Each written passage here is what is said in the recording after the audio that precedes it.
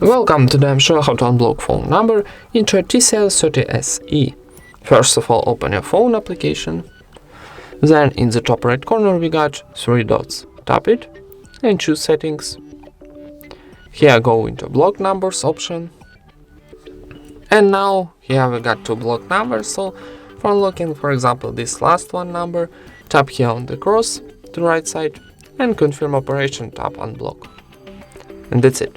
Maybe let's try again this number and tap here on the right side. And confirm operation, tapping unblock one more time. And that's it.